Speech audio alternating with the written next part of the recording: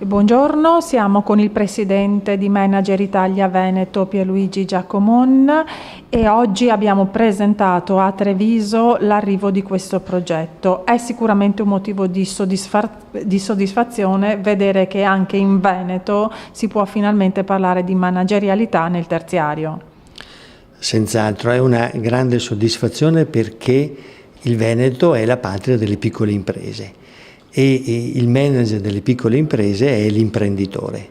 Io sono convinto che qui a Treviso l'Ascom ha compreso che accanto alle competenze dell'imprenditore servono nelle imprese per svilupparle anche le competenze di dirigenti o di quadri, cioè di lavoratori della conoscenza. Insieme manager e imprese possono aiutare lo sviluppo dell'economia.